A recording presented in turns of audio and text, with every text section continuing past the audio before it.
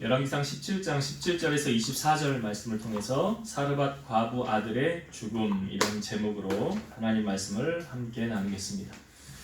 우리가 하나님을 사랑하는 사랑이 더 클까요?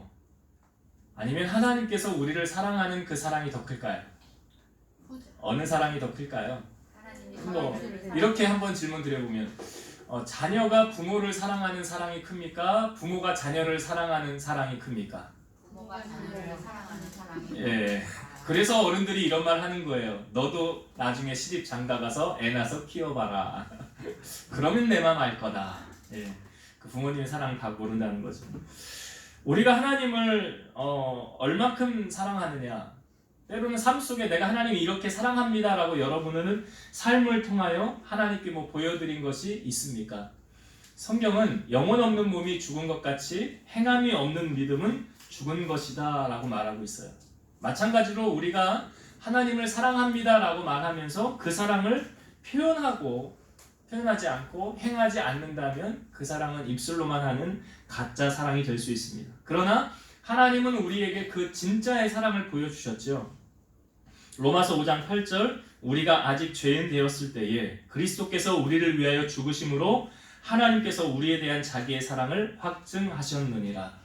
하나님께서 우리의 사랑을 확증한 사건이 무엇이냐? 그의 아들을 우리 위해서 죽게 한 사건.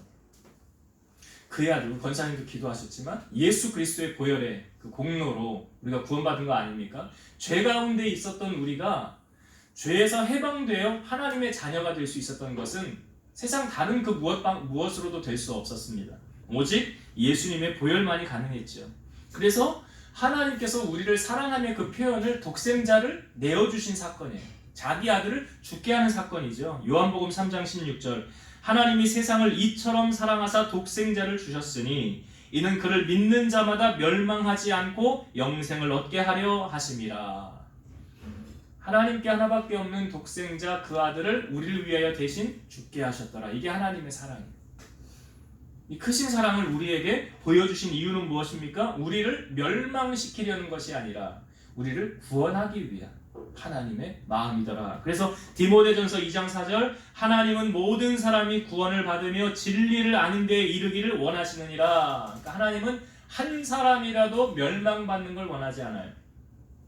누구나 다 구원받은 하나님 백성 되기를 하나님이 원하시는 거예요. 그래서 성경은 하나님은 사랑이시라 라고 말하는 거예요. 그래서 하나님은 사랑이시라는 거예요. 성경 가운데 죽음을 보지 않고 하늘로 올라간 두 사람 있지요. 예수님은 죽고 부활하셔서 올라가셨지만 죽지 않고 올라간 두 사람. 예, 우리가 저번 주 설교에도 나누었었죠. 엘리야라는 사람과 에녹이라는 사람이 있었습니다. 그러니까 엘리야는 특히 그 엘리야가 활동하던 시대는 어떤 시대였냐면 북왕국 이스라엘의 가장 악한 왕이었던 아합 왕이 통치할 때 엘리야가 활동했어요.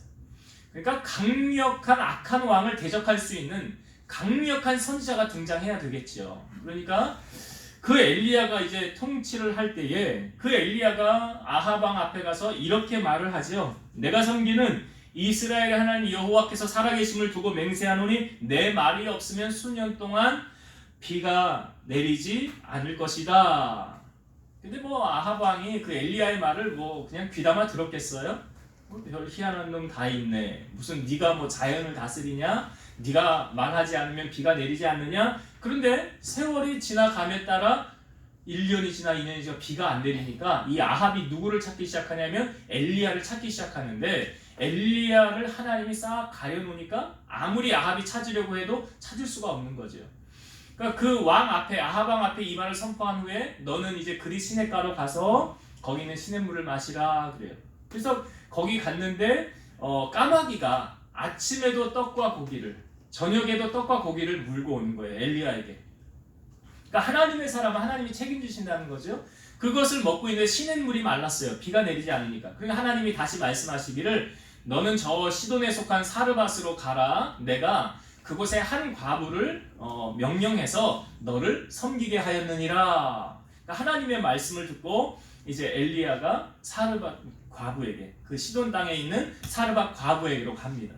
그래서 가서 딱 도착을 하니까 어떤 여인이 나와서 나뭇가지를 줍는 거예요. 그러니까 엘리야가 먼 길을 와서 이제 갈증이 날 거 아니에요. 그러니까 물이 귀한 그 시기에 나에게 물 좀 갖다 주시오. 그러니까 이 여인이 물을 가지러 갈 때 엘리야가 한 말을 더 합니다. 당신 집에 떡이 좀 있거든. 내게로 떡을 좀 가져오십시오. 그러니까 지금 시장한 거예요. 배도 고프잖아요. 그러니까 이 여인이 뭐라고 그러냐면 내가 지금 나뭇가지를 줍는 이유는 우리 집에요. 가루 조금하고 기름 조금이 있는데 이것을 가지고 마지막 만찬 만들어 먹고 우리 아들하고 나하고 세상 끝내려고 합니다. 죽으려고 한다는 거예요. 그러니까 지금 경제적인 상황이 어떻습니까? 다 어렵지만 특히 이 과부는 더 어려운 거죠.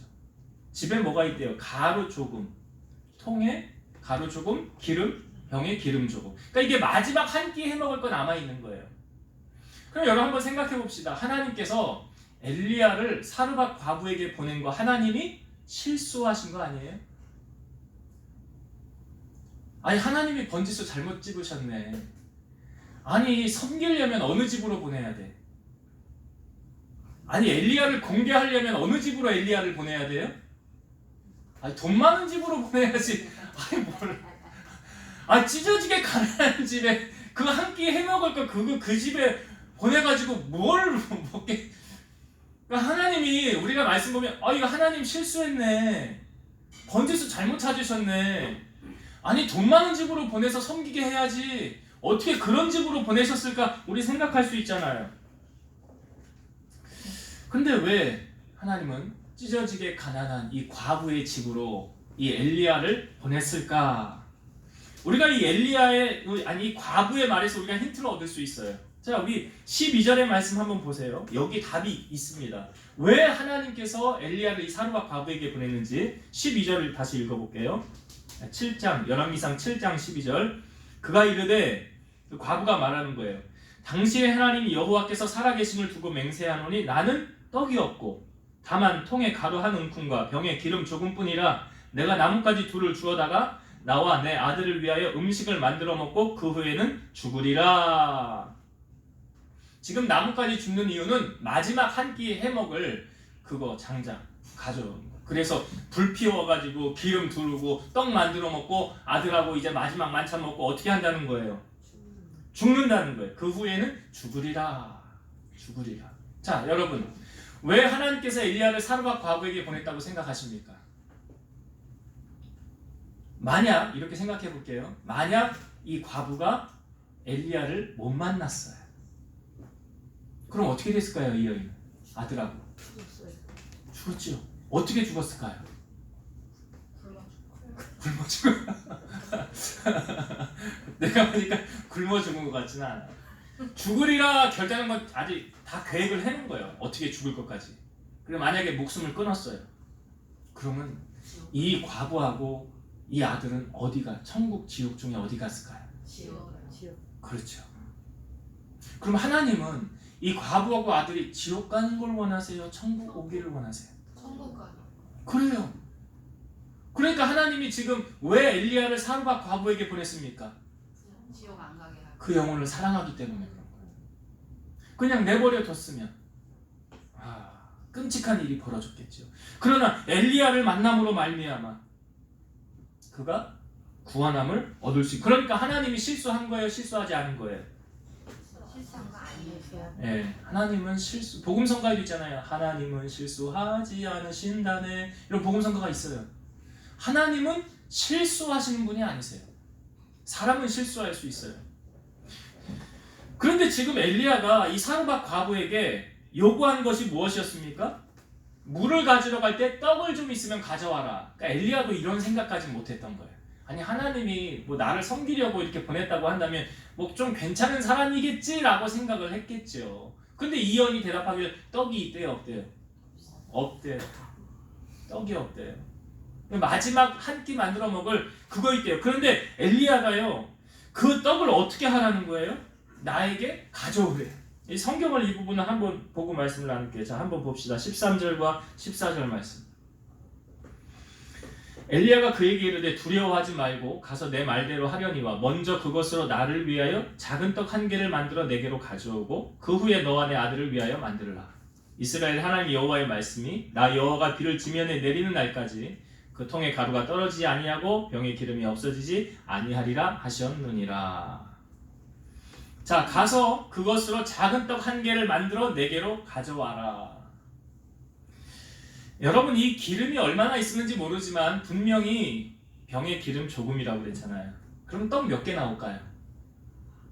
몇 개 나올까요? 뭐 수십 개 나올까요? 안 나오겠죠. 그러니까 저기 지금 엘리야가 사르와 과부에게 요청한 거는 제가 보기에 전부를 가져오라는 거구나. 하나님이 지금 전부를 요구하시는구나. 예수님께서 사역하실 때 어떤 부자 청년이 주님 앞에 와서 어떻게 해야 구원받을 수 있습니까? 하죠. 그러니까 네가 계명을 알지 않느냐? 예, 그 계명을 다 지켰습니다. 돌아가려고 할 때 주님이 그를 사랑하사 한 말씀 더 하십니다. 너에게 있는 재산을 다 팔아 가난한 자들에게 주고 나를 따르라. 그리하면 하늘에서 내게 보화가 있으리라. 자, 이 말씀에 청년이 어떻게 반응했습니까? 마가복음 10장 22절.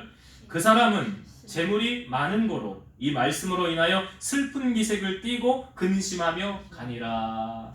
자, 순종했다는 거예요, 안 했다는 거예요? 안 했어. 안 했어요. 왜? 이유가 뭐래요? 재물이 많아서. 재물이 많아서. 그러니까 그 옆에 베드로가 이렇게 말을 합니다. 보소서 우리가 모든 것을 버리고 주를 따랐나이다. 맞죠? 베드로가 주님을 따르던 그 시점은 한 마리도 물고기를 못 잡았을 때 예수님이 오셔서 말씀을 가르치고 깊은 데 그물을 내려보아라 그랬어요. 베드로가 우리가 밤새도록 수고하여서 한 마리도 못 잡았지만 내가 말씀에 의지해 그물 내리겠습니다. 해서 내리는 순간 물고기 너무 많이 잡아 2배 가득 채우게 되었어요. 그때 베드로가 주님 앞에 엎드리면서 주여 나를 떠나소서 나는 죄인이로소이다 하니까 두려워하지 말라. 이제부로는 네가 사람을 취하는 어부가 되게 하리라 하면서 베드로가 주님을 따라갈 때 그 잡았던 물고기 그 배를 다 버려두고 주님을 따라갔더라. 이게 제자의 삶이죠. 그때 그러니까 그 이야기를 하는 거예요. 베드로가 우리가 모든 것 다 버려두고 주님 따르지 않았습니까? 그 다음에 주님이 하셨던 말씀이 이래요. 나와 복음을 위하여 집이나 형제나 자매나 어머니나 아버지나 자식이나 전토를 벌인 자는 현세에 있어 집과 형제와 자매와 어머니와 자식과 전토를 100배나 받되 박해를 겸하여 받고 내세에 영생을 받지 못할 자가 없느니라. 주님이 하시는 말씀이 무엇입니까? 네가 내 말에 순종 한번 해봐. 그러면 100배의 상급을 얻는다. 100배로 갚아주는. 여러분 은행에 뭐 돈 넣어봐야 금리 얼마나 붙어요? 네, 얼마 안 붙죠. 근데 하나님이 우리에게 주시는 복의 원리는 100배를 주신다라는 거예요. 여러분 내려놓음의 진정한 의미가 뭐냐? 이 청년이 진정으로 그 주님 앞에 순종했더라면 진정한 내려놓음이죠. 내려놓음의 진정한 의미는 포기하는 게 아니에요. 포기하는 것이 아니라 주님께 나의 모든 권한을 이양해 드리는 거예요. 나의 모든 권한을 이제 내 권한 아닙니다. 주님의 권한입니다. 주님께 다 맡겨드리는 거예요. 이게 진정한 의미의 내려놓음이에요. 이 땅에 나의 것은 하나도 없고 다 하나님의 것입니다. 라고 고백하는 것이 진정한 내려놓음이에요. 여러분 이 과부가요. 아니 지금 이 통의 가루, 기름 이거 마지막 이게 전부인데 이 전부를 나에게 전부를 바치라고 이 말 아니에요. 그 전부를 선지자에게 하나님께 같이 바치라고요? 만약에 이 과부가요 내 것이라는 집착과 고집이 있었다고 한다면 순종할 수 있어요? 없어요? 하나님께서는 때로는 내가 이해할 수 없는 요구를 우리에게 하실 때가 있어요. 도저히 이해가 안 돼. 하나님 왜 그렇게 하라는 거야? 근데 여러분 말씀은 약속이죠. 조건부적인 거예요. 이게 무슨 말이냐면 순종을 하면 그에 따른 보상이 나에게 와요. 그러나 내가 순종하지 않으면 우리가 신앙생활 오래 하면 참 문제점이 뭐냐면 머리가 커지는 데 문제점이 있는 거예요. 권사님도 기도하셨지만 연수가 중요한 게 아니에요. 내가 말씀대로 사느냐 그렇지 않느냐가 중요한 거예요. 그러니까 머리가 커지면 내 생각에 사로잡혀 있어서 말씀대로 하지 않아요. 취할 것만 취하고 취하지 않을 거는 말씀에 순종할 것도 내가 순종하고 싶은 것만 하는 거예요. 순종하기 싫은 거 안 하는 거예요. 부자 청년처럼. 그런데 오늘 엘리야가 지금 사르밧 과부에게 요구했을 때 그걸 내게로 먼저 가져와라. 이게 뭐야? 하나님께 이양하라는 거 아니야? 하나님께 맡기라는 거 아니에요? 네가 주인이 아니야. 이제 하나님이 주인이야. 그렇게 네가 하면 어떻게 된다는 거예요. 조건부적인 약속으로 14절 말씀을 해주시는 거예요. 14절에 우리가 이해할 수 없는, 상상할 수 없는, 될 수도 없는 말을 하지 않습니까? 14절 다시 볼게요. 이스라엘의 하나님 여호와의 말씀이 나 여호와가 비를 지면에 내리는 날까지 그 통의 가루가 떨어지지 아니하고 그 병의 기름이 없어지지 아니하리라 하셨느니라. 말도 안 되는 말이에요 지금 이거. 한 번 쓰고 나면 없어지는 게 가루고 기름이지. 그게 어떻게 계속 뭐 밑에서 물 솟아오르듯이 계속 통의 가루가 떨어지지 않고 기름이 없어지지 않는다. 여러분, 우리가 순종해보지 않고 아이 그건 안 돼 하지 마시고 먼저 순종을 한 다음에 아 이거 내 생각은 안 될 것 같았는데 하나님 말씀대로 하니까 이게 되어지네. 이 말씀에 보니까 증명하고 있잖아요. 성경에 15절 16절 보세요. 15, 16절 그가 가서 엘리야의 말대로 하였더니가 뭐예요? 순종했다는 거예요. 전부를 하나님께 드린 거 아닙니까? 그와 엘리야와 그의 식구가 여러 날 먹었으나 여호와께서 엘리야를 통하여 하신 말씀같이 통의 가루가 떨어지지 아니하고 병의 기름이 없어지지 아니하니라. 그러니까 이 사르밧 과부는 누구를 통하여 하나님 말씀을 들은 거예요? 여러분 설교를 들을 때 저건 목사님 말이네, 사람 말이네 이렇게 듣습니까? 아니면 저건 목사님을 통해서 내게 하시는 하나님의 말씀이다 라고 들으십니까? 이것도 우리 권사님이 기도했어요. 오늘 말씀을 어떻게 설교할 걸 아시고 미리 기도를 다 하셨나요? 사람의 말로 받으면 은혜가 돼요, 안 돼요? 저건 사람 생각이지. 근데 만약에 이 사르밧 과부가 엘리야의 말을 하나님의 말씀으로 받지 않고 사람 말로 받았다고 한다면 순종하지 않았겠죠. 하나님의 말씀으로 받은 거잖아요. 그러니까 우리가 성경의 말씀에도 뭐 10계명 잘 아시잖아요. 하나님을 사랑하라, 내 이웃을 내 몸과 같이 사랑하라, 안식일을 기억하여 거룩히 지키라, 뭐 여러 말씀들 아는 것에 기치지 말고 순종하라는 거죠. 이사야 1장 19절 너희가 즐겨 순종하면 땅의 아름다운 소산을 먹을 것이요. 지금 증명하고 있잖아요. 이 사르밧 과부가 순종하니까 이런 열매가 맺혀지는 거 아니에요. 이런 기적을 맛보는 거 아닙니까? 여러분 순종은 기적을 동반하는 거예요. 물질의 축복을 받길 원한다면 꼭 11조 하세요. 안 하면 새 나갑니다. 다른 방법으로 하나님이 어떻게든지 다 빼가세요. 그러면 새 나가면 어쩔 수 없이 내야 되잖아요. 헌금은 어쩔 수 없이 내요? 아니면은 그건 아니잖아요. 자원함으로 하지 않습니까? 그렇게 하세요. 물질 축복 받으려면 11조 하시라고요. 약속의 말씀이 있으니까. 건강의 축복을 받길 원하십니까? 봉사하세요. 섬기시라고요. 그럼 봉사 하나님이 건강 책임져 주십니다. 갈라디아서 6장 7절 스스로 속이지 말라. 하나님은 업신여김을 받지 아니하시나니 사람이 무엇으로 심든지 그대로 거두리라. 콩 심은 데 콩 나고 팥 심은 데 팥 나는 거지. 하나님도 심은 대로 행한 대로 거두게 하시는 거예요. 그러니까 이 과부가 순종함을 통해서 기적을 맛보게 되었다는 사실이에요. 자, 이제 이 과부는 하나님의 기적을 맛보았어요. 죽을 위기에서 살 소망을 얻게 됐어요. 다시 말해 경제적인 큰 위기를 넘어섰다는 거죠. 세상 표현으로 하면 이제 먹고 살만해졌다라는 거예요. 이제 먹고 살만해졌네. 그런데 어떤 일이 벌어지게 됩니까? 17절의 말씀을 한번 보세요. 17절 2일 후에 그 집 주인 되는 여인의 아들이 병들어 증세가 심히 위중하다가 숨이 끊어진지라. 자, 이런 기적을 맛본 뒤에 그 여인의 아들이 병들어서 죽게 되었더라.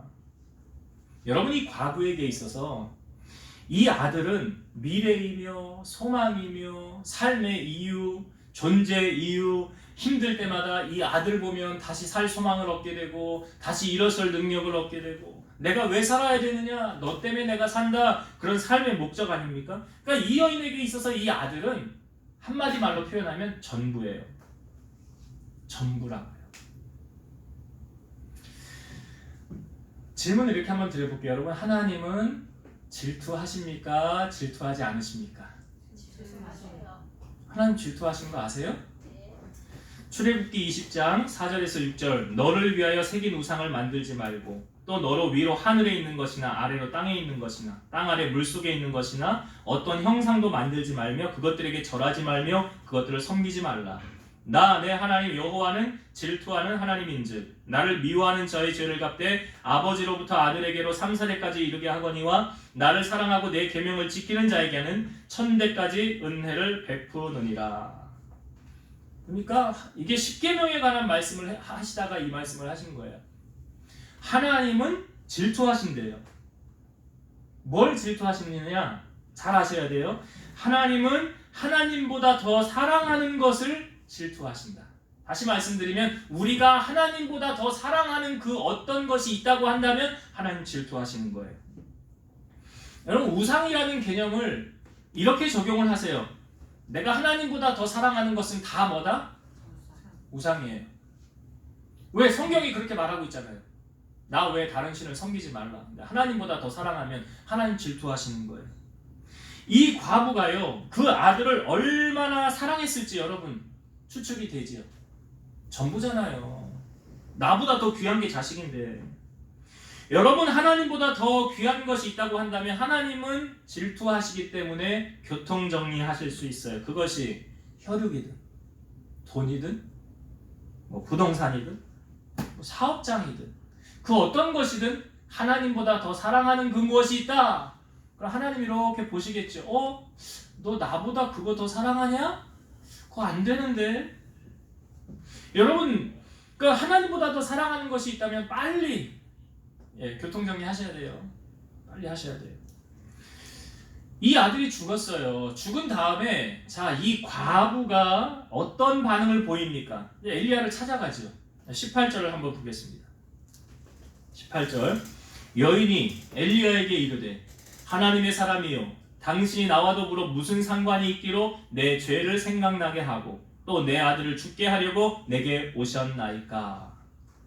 자, 이 여인의 말, 엘리야의 대화, 이 여인이 한 말을 다시 한번 잘 생각해 보세요. 하나님의 사람이요 당신이 나와 더불어 무슨 상관이 있기로 내 죄를 생각나게 하고 또 내 아들을 죽게 하려고 내게 오셨나이까. 아들이 죽자마자 생각한 건 뭘 생각했대요? 내 죄를 생각나게 하고. 여러분 내 죄가 생각났다는 거예요. 이 과부의 죄가 생각났다는. 그러니까 다시 말씀을 드리면 쉽게 적용을 하면 이 아들이 죽은 게 누구 때문이라고 느껴지는 거예요. 예, 나 때문에 죽은 거예요. 내 아들 지금 나 때문에 죽은 거예요. 끔찍한 일이 벌어진 거예요. 우리 이런 말 하죠. 자식 농사 제일 어렵다. 농사 중에 제일 어려운 농사가 자식 농사다. 여러분 저는 이 깨달음을 아주 옛날부터 하나님이 저에게 주셔서 설교할 때마다 제가 이 이야기를 자주 했는데 자녀를 키우는 부모님들은 자녀를 놓고 자녀와 나의 관계가 어떤 관계예요? 부모와 자녀와의 관계죠. 당연한 거예요. 부모와 자녀와의 관계예요. 그럼 하나님과 나의 관계는? 그것도 부모와 자녀와의 관계죠. 그럼 이렇게 생각을 하세요. 내 자녀를 보면서 나의 모습을 보는 거예요.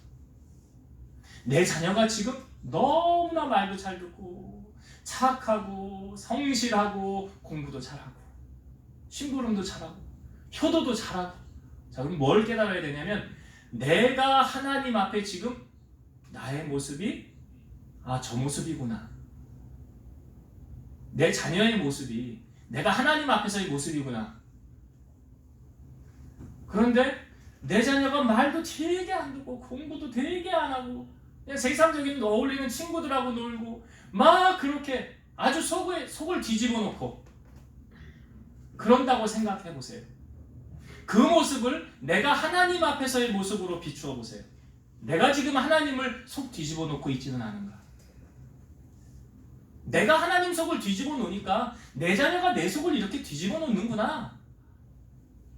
이렇게 생각하시면, 근데 이게 꼭 정답은 아니에요. 그렇지 않은 경우도 있으니까. 그런데 적용이 되어질 수 있어요. 지금 이 과거의 아들 왜 죽었대요? 내 죄 때문에 죽었대잖아. 내 죄 때문에. 내가 옳게 살지 못해서. 말씀을 가까이 하고 우리가 하나님을 의지하고 하나님 앞에 기쁨으로 살아가야 하는 이유는 뭐냐면, 그렇게 하면 하나님이 내 삶을 형통하게 하세요. 내 자녀를 책임져 주시고. 문제는 뭐예요? 자식이 말 안 듣는 거의 문제가 아니라 내가 하나님 앞에서의 모습을 먼저 점검을 하시는 거예요. 하나님 앞에서 내 모습이 어떤가? 여러분, 다윗 있지요. 하나님 마음에 합한 종이었다고 하는 다윗. 이 다윗이 그 아들 압살롬이 반역을 일으키잖아요. 그래서 다윗이 도망가잖아요. 그런데 이 압살롬이 이 왕위의 자리에 앉았을 때 그 전쟁을 하다가 나중에 압살롬이 어떻게 죽게 됩니까? 말 타고 가다가 머리카락이 나무에 매달렸어요. 풀지를 못한 거죠. 머리가 길어서. 그런데 이 다윗의 군대 장관이었던 요압이 와서 다윗이 부탁을 했었거든요. 이 압살롬에게 좀 선처해달라고. 그런데 아무도 압살롬을 해하지 못하는데 요압이 와서 압살롬을 창으로 찔러서 죽여요. 다윗의 아들이 죽어요. 영적으로 한번 잘 보세요, 여러분. 압살롬 누구 때문에 죽었을까? 예. 그렇게 연결이 되잖아요. 그러니까 여러분, 우리가 하나님 앞에 어떻게 서 있느냐 참 중요한 거예요. 내 자식 망하게 할 수도 있고 잘 되게 할 수도 있는 게 내가 하나님 앞에 어떻게 서 있느냐에 따라 결정되는 거라고. 그러니까 자식에게 뭐라고 할 말 아무것도 없어요. 요나가 불순종하여 나아갔을 때 여러분, 그 배에 탄 사람들은 그 희생양 된 거 아닙니까?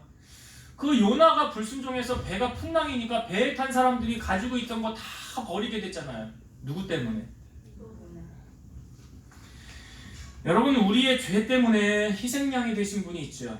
하나님이 우리를 사랑하셔서 우리의 죄를 사해주기 위해 이 땅에 오신 분, 예수 그리스도. 그분은 아무런 죄가 없으신 분이세요. 죄 없으신 그분이 우리의 죄를 도말하기 위해서 십자가 지시고 피 흘리고 고난당하신 거예요.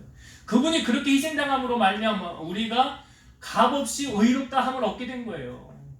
그래서 우리가 예수 그리스도 그분을 높여야 되는 게 마땅하지요. 여러분, 사람들은 되게요, 먹고 살만하면 무슨 짓 합니까? 딴짓거리예요, 딴짓거리. 잘 아셔야 돼요. 하나님은 우리를 마음껏 축복하기를 원하십니다. 마음껏 잘 되기를 원하십니다. 근데 하나님이 주저하는 이유가 뭔지 아세요? 아유, 저 타락하면 어떡하지? 내가 저 물질의 축복을 저 마음껏 주고 싶은데 물질 축복 주면 저 타락하면 어떡하지? 아, 내가 제 높은 자리에 좀 세워주고 싶은데 제 권력 주면 제 타락하면 어떡하지? 유명하게 내가 명예를 주면 저 타락하면 어떡하지? 그러니까 하나님이 주고 싶은데 주저하는 이유가 뭐예요? 타락할까봐. 사르밧과 보세요. 기근 중에 이 하나님의 기적을 맛보았잖아요. 이제 아무 염려 없잖아요. 그러면 하나님을 더 잘 섬기고 교회 위해서 더 헌신하고 봉사하고 주의 좀 섬기고 교우들 돌아보면서 어려운 자 밥도 좀 사주고 용돈도 좀 주고 필요를 채워주고 그렇게 살면 얼마나 멋져요? 그렇게 살아야 되는 거 아니에요? 하나님이 내게 복을 주신다고 한다면. 근데 꼭 난 이제 주님 찾을 이유 없어 빠이빠이 안녕 하고 세상으로 나아가니까 하나님이 주저하시는 거 아니에요? 내 문제 해결받으면 세상으로 향하는 어리석은 인간의 모습. 이게 예수님이요. 10명의 나병 환자 고쳐주었을 때 제사장에게 너희 몸을 보이라 가다가 다 나았어요. 그러면 누가 고쳐준 거예요? 예수님 고쳐주셨으니까 누구 앞에 나와서 감사해야 돼요? 예수님 앞에 나와야지. 근데 9명은 다 자기 할 일 하느라고 바빠. 다 세상으로 가고 그 중에 이방인이었던 사마리아 사람 한 사람만 예수님 앞에 와요. 예수님이 이렇게 말씀하십니다. 10명 다 낫지 않았냐? 9은 어디 갔느냐? 그거 문제 해결 받으니까 어디로 가? 이게 인간이에요. 그래서 머리 검은 짐승을 키우지 말라고 해요. 하나님이 복을 주시려고 할 때 제일 고민하는 부분이 그거라고요. 정말 이것만 인정이 되면 저는 무슨 일이 있어도 하나님 제일 사랑할 거고요. 하나님 배반하지 않을 거고요.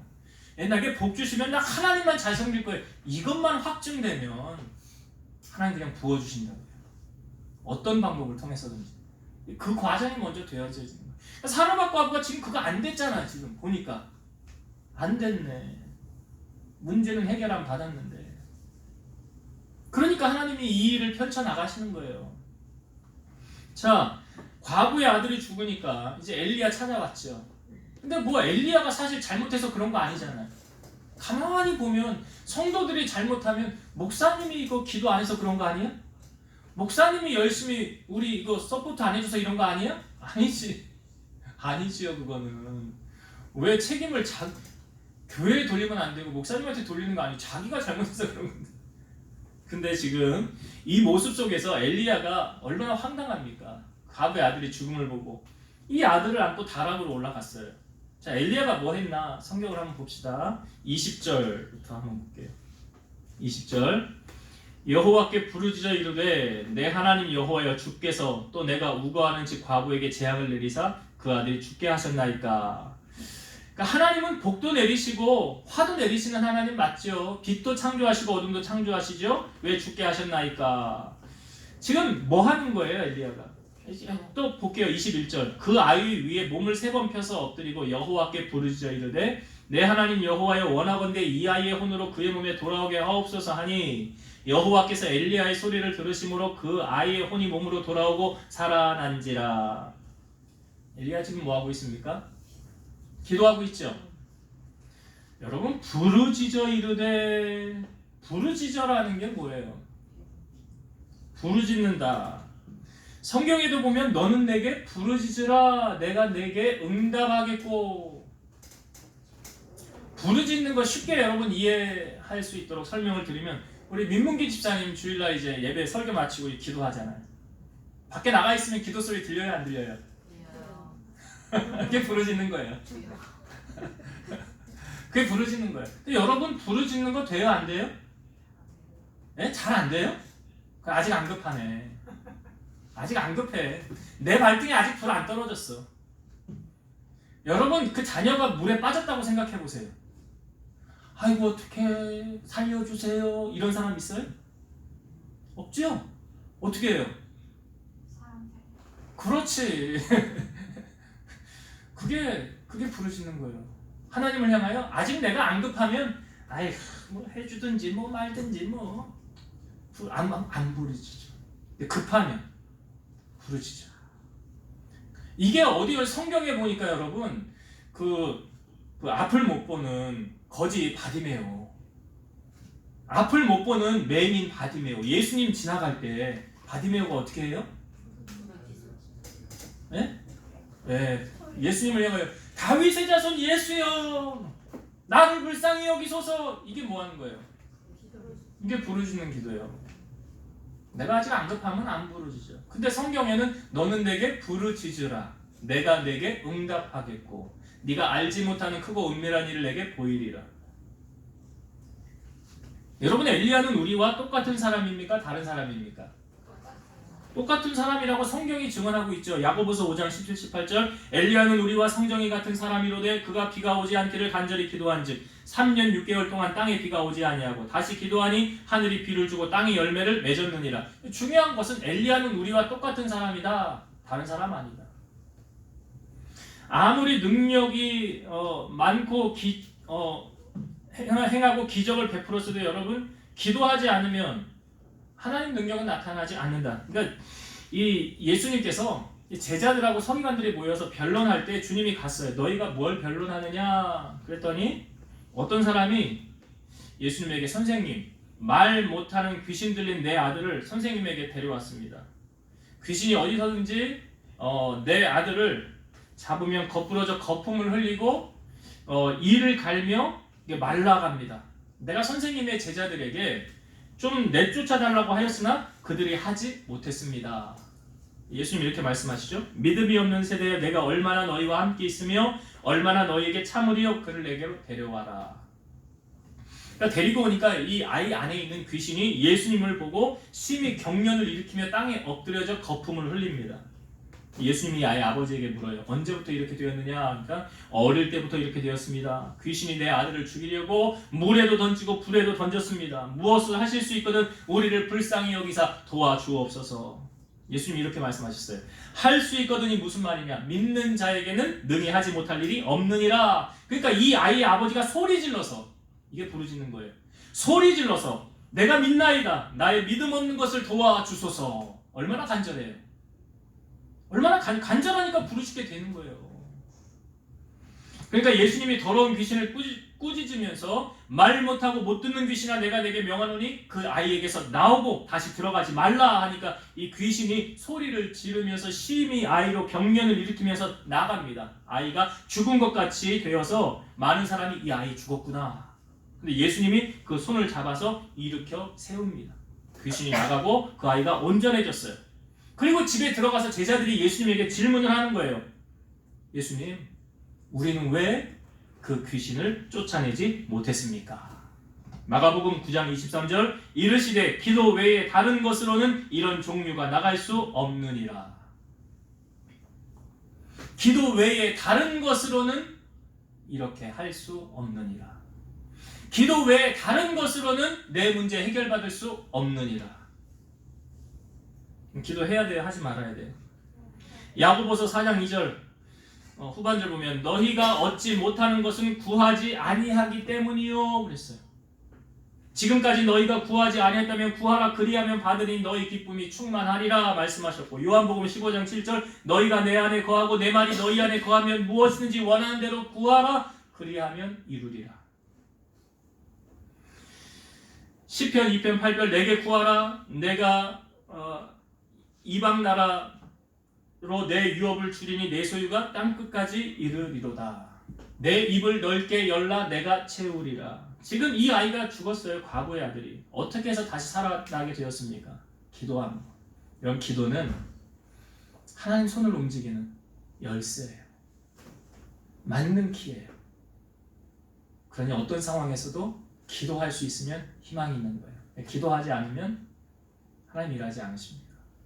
그러니까 오늘 엘리야를 통해서 우리가 기도하면 해결받는구나 라는 걸 알려주는 거예요. 이제 말씀을 정리하고 마치겠습니다. 여러분, 하나님은 어떤 누구도 다 구원받기를 원하시지 멸망받기를 원하지 않으세요. 그러니까 엘리야를 왜 사르밧바벨에게 보냈는가? 영혼 사랑하니까 그런 거예요. 어느 누구도 멸망이 여러분 주변에 구원받아야 될 영혼들이 있지 않습니까? 생각나는 사람들이 있지 않습니까? 그냥 내버려 두면 어떻게 하겠어요? 여러분들을 지금 엘리야를 사르밧바벨에게 보낸 것처럼 여러분들을 그들에게 보내는 거예요. 하나님이 보내시는 거예요. 보내셔서 그 영혼 구원하게 하나님이 원하시는 거예요. 우리가 복음 전하지 않으면 직무유기라고 그랬잖아요. 기도하지 않으면 죄 짓는 거라고 그랬잖아요. 가셔야지. 전하셔야 되는 거예요. 그래서 하나님의 마음을 증거하시고 이 여인이 지금 상황이 좋지 않았으나 기적은 어디에서 온다고요? 순종을 통해서. 그러니까 이 여인이 마지막 전재산과 같은 것을 하나님께 드렸더니 부자 청년하고 좀 비유가 되죠. 그러니까 이것은 내 것이 아니라 이제 모든 것이 다 하나님의 것입니다라고 이양해 드리라고 그랬어요. 권한을 누구에게? 하나님께. 그리고 나는 내려놓는 거예요. 맡기는 거예요. 여러분 맡기는 사람은 행복하게 살 수 있어요. 근데 내가 짊어지는 사람은 불행해요. 여러분 맡기세요. 하나님께 맡기시라고요. 성경에도 너희 염려를 주께 맡겨버려라 그러잖아요. 맡겨버리라. 맡기시면 편안해요. 그리고 순종함을 통하여 지금 기적을 맛보았잖아요. 하나님은 살아계시기 때문에 말씀은 조건부적인 거예요. 내가 순종하지 않고 기적을 행해 주세요. 아니에요. 내가 순종하지 않으면 하나님 역사도 나타나지 않아요. 내가 순종하고 살아야. 그것이 무엇으로 연결하냐면 요한복음 말씀에 보면 하나님의 계명을 사랑하는 자가 주님을 사랑한다라고 말하고 있어요. 말씀을 지키는 자가 하나님을 사랑하는 거예요. 순종하지 않는 자가 하나님을 사랑한다고 말할 수 없는 거예요. 앞뒤가 안 맞는 거예요. 그래서 우리는 먼저 주신 그 말씀대로 순종하며 살아야겠는다. 그리고 나누었던 것이 하나님이 이제 경제적인 문제를 해결해 주었어요. 잘 되게 했어요. 그러면 내가 복을 받으면 그 다음에 뭐 해야 되느냐 생각하세요. 그런데 이 여인의 아들이, 과부의 아들이 죽었지요. 왜 죽었습니까? 말하잖아요. 자기 죄 때문에. 세상적으로 나갔다는 거 아니에요. 하나님 떠났다는 거 아니에요. 어떤 세상적인 문제 해결 받으니까 이제 나 주님 믿을 이유 없어요 하고 떠나갔다는 거 아니에요.